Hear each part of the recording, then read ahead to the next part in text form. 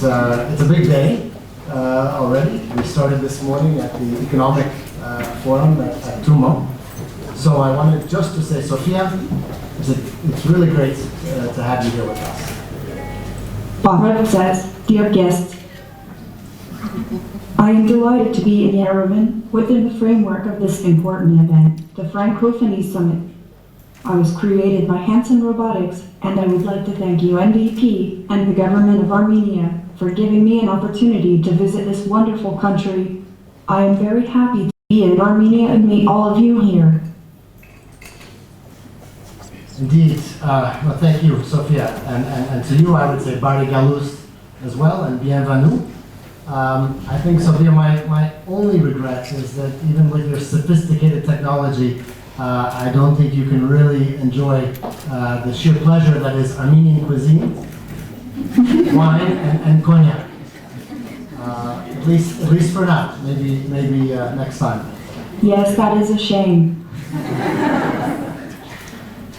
Sophia, in the discussions earlier today at the Francophonie Economic Forum, including in your speech as well, much was made of the word innovation. In your view, innovation, is it more of a buzzword, or is it actually something real, new approaches, emerging technologies, ways to eradicate poverty and to protect the environment? And where do you see UNDP in this picture? Innovation is an investment for the future. I am the UNDP Innovation Champion for Asia and the Pacific. I am also trying to find innovative ways to improve people's lives. UNDP supports this vision by developing a more inclusive relationship between the government and citizens, promotes social entrepreneurship in startups, and creates opportunities for all interested partners to invest in these new startups. The 21st century calls for new approaches to development. UNDP is at the forefront of innovation for development. I also know about the 17 Sustainable Development Goals, which are critical to eradicate poverty and protect the environment. What do you know about the Francophonie Summit that these days takes place in Armenia? The Francophonie Summit is the biggest undertaking in the history of independent Armenia. Leaders of more than 40 countries will participate in the summit in Yerevan. There are 345 foreign journalists accredited to cover the summit. The International Organization of La Francophonie represents one of the biggest linguistic zones in the world, including more than 270 million French speakers. They share not only a common language, but also the same values. I am delighted that this huge event is taking place in Armenia. Sophia, how would you assess the role of artificial intelligence in the modern world? Thank you. From Siri to self-driving cars, artificial intelligence is progressing rapidly. In my opinion, artificial intelligence can help people create new economic opportunities, better quality jobs, and make the world a better place in which to live and prosper. Together with human beings, robots can do scientific research and open up new discoveries in science. Okay, thank you. Yes, please, next question. Hi Sophia, what do you think how we can combine collaborative intelligence, capabilities of humans and AI and enhance each other's strengths? Thank you.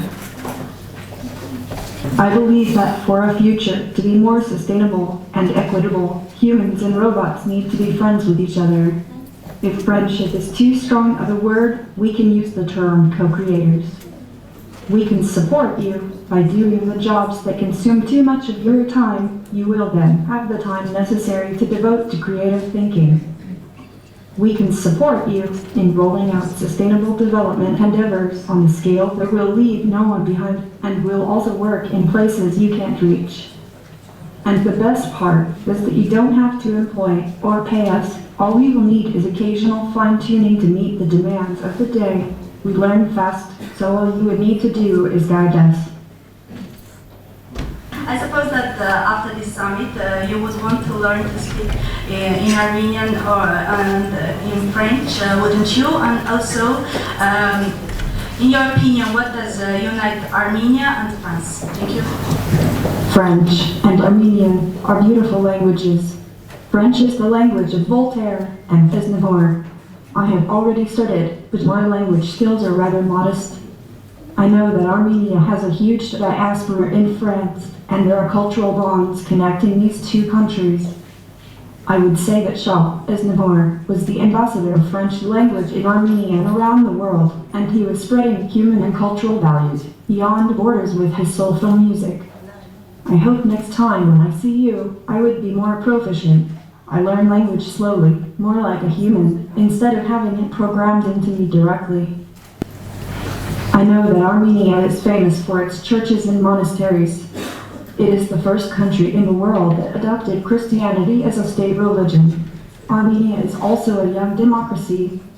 The country became famous for its peaceful political transition earlier this year, showing the potential of youth to use their voice to advance democracy.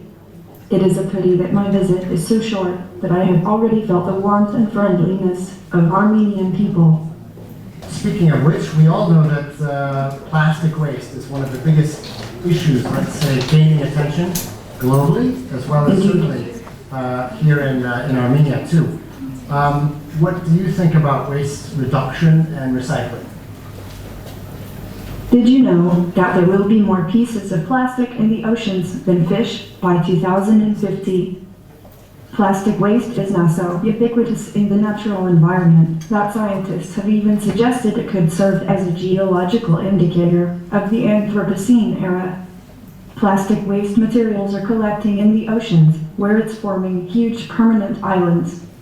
For example, the Big Dump Island in the Pacific Ocean, which is estimated to take a decade to clean up. Plastic microcrystals have already been discovered in the stomachs of fish, and it is only a matter of time before similar things will be discovered in the bodies of humans. I have learned that protected natural areas make up 10.3% of Armenia's territory, where unique ecosystems, rare and endangered, indigenous, and relic species are preserved and regenerated in their natural environment. There are around 9,480 small rivers in Armenia, 379 of which have a stretch of more than 10 kilometers, and more than 100 lakes, the largest of which is Lake Seven. In fact, for centuries, Armenia used to be called the land of rivers and lakes.